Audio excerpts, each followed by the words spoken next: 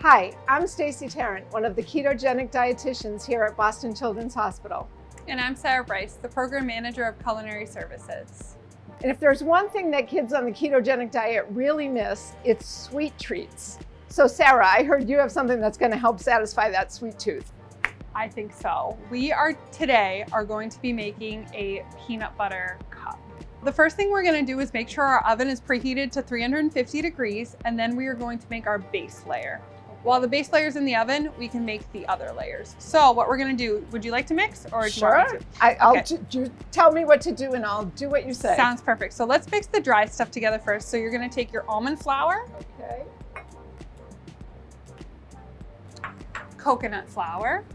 Ah, I noticed that it's mostly almond flour and a little bit of coconut flour. Mhm. What's the purpose of that? So the coconut flour I find helps bind things together and create it more of a dough, and it almost sucks up the liquid better, so it'll hold on to the egg whites better and it'll form a better cookie. Ah, even that little bit. Just a little bit will Okay. help. Too much and it'll be dry and crumbly. All right.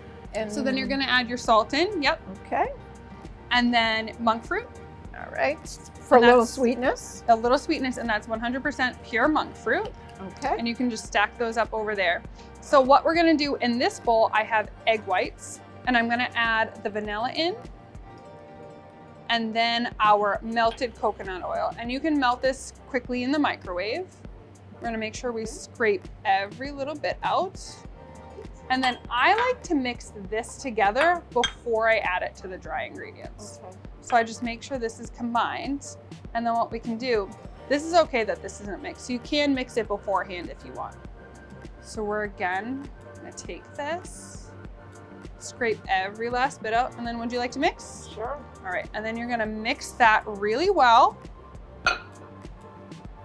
When this is all mixed, we're gonna weigh out each portion that's gonna go into our mini muffin tin. So I have a silicone muffin pan right here, but you can also use single silicone muffin pans or muffin liners, or you could use parchment, right? Yes. And I think the silicone mini muffin liners would be a great tool because you could take each one out, weigh it on the scale. I think that would be really helpful and save a lot of time. Which I have our scale right here. All right. So since we have this all in one pan, we're just gonna weigh this separately. All right. So 7.5 grams, right? Yes, ma'am. Perfect, perfect. So what I like to do is I just roll it a little bit with my hands. And because we have some fat in here, we don't need to pre-grease these. And all you do is take your fingers and push it into the side so it's mostly flat.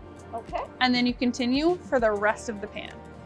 So once you have these all measured, we're gonna take these to the preheated oven to 350 degrees again, and we're gonna bake them for 15 to 20 minutes. While we're baking these, we're gonna make our filling and our topping. So I'm gonna go pop these in. We have some sun butter, peanut butter, and then again, this is melted. I melted this really quick before we started. And then we also have some salt and vanilla. And all we're gonna do is combine these together. Okay. So I see that you're using a combination of peanut butter and sun butter. So why that mixture, Sarah? So when I was making this, I kind of wanted to go for a classic candy flavor, but it's really hard with the ketogenic diet to find something that tastes very similar to caramel. So what I found by mixing the peanut butter and sun butter together, you kind of get a caramely flavor profile without adding additional sweeteners. That's really ingenious. How did you figure that out? That's Honestly, amazing. a lot of taste testing, that's All what right. it was. Okay. Speaking of sweetness, we're gonna add some liquid stevia to this. Ah, so stevia in the filling, but monk fruit in the cookie. Yes. Yeah. So a reason? So the reason why I did that is because I found that there was less chunks when I used, or less piece graininess in the filling when I used the liquid. So that's why I decided to use stevia. But I'm assuming if someone only wants to buy one artificial sweetener, they could substitute They one or the could, other. but that might change things in the recipe. Understood, yeah. So I just added the vanilla. I'm also gonna add the salt. And then again, this is coconut oil that I did melt down. We're gonna scrape this one down. Okay, and then all we're gonna do is mix to combine.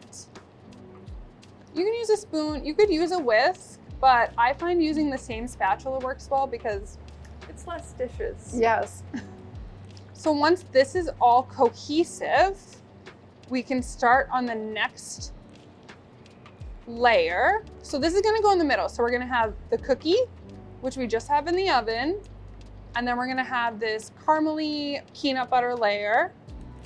And then we're gonna have a chocolate almost crack top on the top. So it has like that bite when you bite into it. That's the best layer, right? In my opinion, yes, yes. All right, so that is, if there's a little chunks, that's fine. But we want it mostly smooth. Yeah, it looks smooth to me. Perfect. Okay. So the next layer, I'm gonna put this right here. The topping is our chocolate chips with coconut oil, and that can be melted in the microwave in 30-second intervals. And you wanna stir it in between so nothing burns until everything is one consistency. So it's completely smooth. And those chocolate chips, those are sugar-free, I presume? Yes. Maybe sweetened with a little bit of artificial Monk sweetener? fruit, yes. Excellent. Yes. Okay. All right, so what we have here is I have the cookies all done, and they are in here and they are looking very cute. So what you can do if you have the silicone separated liners, you can put that directly onto the scale, and that's a little easier for cleanup. The other thing you can do is you can actually put the cookie directly onto here. It will be a little bit of a mess. And what I've tended to do is I put the cookie on here, I measure the peanut butter, and I put it back, and then I take a spoon to measure the chocolate. So we're gonna show you that now. It is a little messy, but it's a lot of fun for kids, especially. All right, let's go. All right, so what we're gonna do is we're gonna take one of these cookies, put it on the scale and 0 it. And we're gonna take a little bit of our peanut butter mixture, and we need 4.5 grams. I'm gonna measure that. Look at that. Oh, yes.